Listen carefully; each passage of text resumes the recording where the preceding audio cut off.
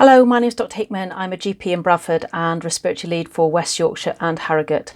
Currently, we are working under very difficult circumstances, many of us doing telephone triage and even video consultations, something that a lot of us will not be familiar with. So today I'm going to give some top tips about managing asthma and COPD patients when speaking to them over the telephone or on a video consultation. So first up, and this is something that you can maybe even get the receptionist to do when they're booking in the patients, is to try and ensure that the patient has the internet up in front of them so you can talk through websites with them. If they haven't got access to the website, then it's possible to text them the links to websites such as Right Breathe and Asthma UK and the British Lung Foundation. And if they haven't got those two options, then try and ensure that they have a pen and paper ready so that they can take down some details, and then when they see a friend or family, then that member with access to the internet, they can go through that with them. Smoking. Every patient that you see, regardless of whether they've got asthma or COPD, and you see a smoking icon, this is an ideal opportunity to ask about their smoking habits. Ask, advise and act at all opportunity. Patients very often are now self-isolating or avoiding other people and not at work. So it may be that the prompts to smoke may have disappeared entirely, and actually this could be the ideal opportunity to bring up smoking with them. Make sure they've got access to the local stop smoking service telephone, either via the website or text it to them. Unless you're doing video consultations, it's almost impossible to check inhaler technique or demonstrate it to the patient. So again, this is a perfect opportunity to direct them to all the excellent websites out there with videos on inhaler technique, such as rightbreathe.com and Asthma UK.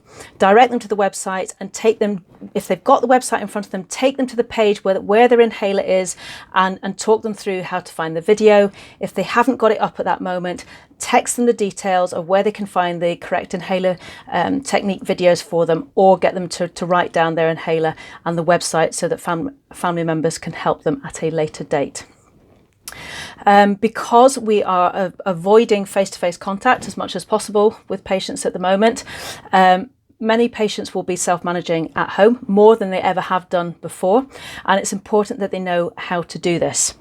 I appreciate, getting everybody on a personal asthma action plan or a self-management plan for COPD is a big ask.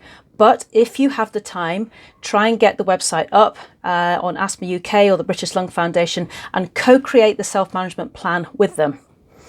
If not, you can text them the website and the details so they can look at that, and then at a later date you can talk through it with them. Or again, you can put an asthma action plan in the post for them to look at a later date. At the very minimum, patients should know what to do if things start to deteriorate. So for asthmatic patients, if they're using their blue inhaler more than 3 times a week, it's a sign that their asthma is poorly controlled. If they do have an asthma attack, so they're not able to breathe or struggling to talk, tell them to sit up straight, take 1 puff of their blue inhaler every 30 to 60 seconds, up to 10 puffs.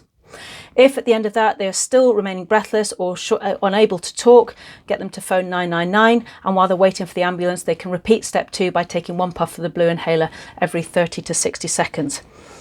For COPD patients, it's important to get them to recognise their normal. So what's normal for them? How breathless are they getting when they walk to the kitchen or when they walk upstairs? And if they're getting breathless earlier than is normal for them, that's a sign that things are deteriorating, and it may be that they need to increase up their blue inhaler and contact the GP surgery earlier rather than later.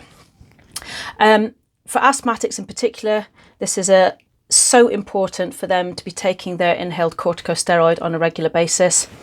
I always ask patients if they ever forget to clean their teeth. They invariably say no.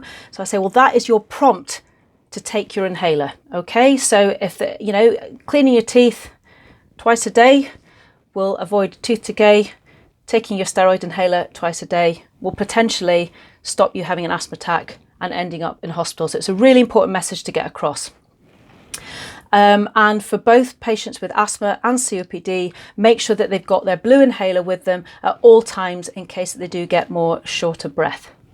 Finally, with many pulmonary rehab services and breathe easy groups and exercise classes closing down, the risk for patients to decondition is very great.